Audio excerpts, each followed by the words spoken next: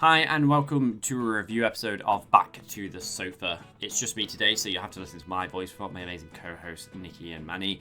But last night I was very nicely treated to a viewing of Jumanji The Next Level. Thank you very much for taking me.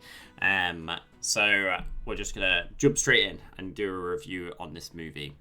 So, as with all movies, the second can often be a bit of a money grab, or often a skate on thin ice as far as story quality goes, but this is definitely not the case in this movie.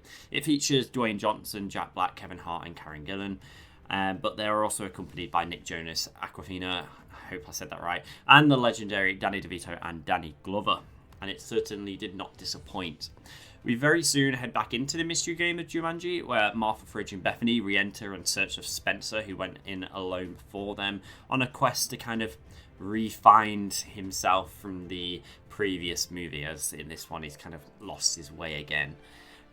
But again, our heroes find themselves pitted against a greater evil, as in pretty much most stories, in the form of Jurgen the Brutal, played by the very excellent actor Rory McCann. You'll probably know him from Game of Thrones if you've seen that. He's also been in many other films, but it's a very good casting choice. The film is full of quick jokes and definitely has a lot of hilarious moments which have everybody young and old laughing throughout, but it's also filled with a lovely backstory.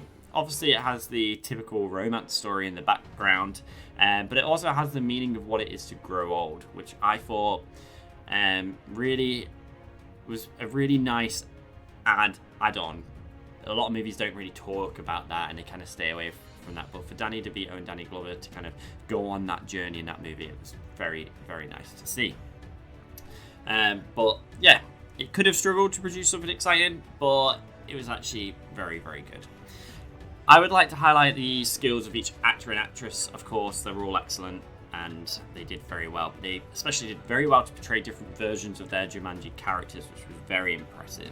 Especially want to highlight Jack Black. As always, he's an excellent actor and has been for a long, long time. But it was an absolute pleasure to see him act again. And, you know, if he retires here, then he should definitely know that he's been extremely successful in his career and he's had a brilliantly entertaining one at that. Jumanji is definitely a great family movie choice, and it will have you all laughing, but it has enough adult humour in there as well for us older viewers to get on. It's silly, a little absurd, and sometimes absolutely crazy, but that's exactly what Jumanji is. It's highly entertaining, and it's a film for everyone.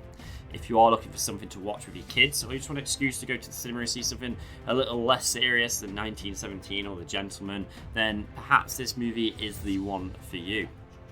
I'm going to give it 4 out of 5 stars. I think it was a brilliant performance all around. It's highly entertaining, and I just definitely think it's worth the 4 out of 5 stars in my opinion.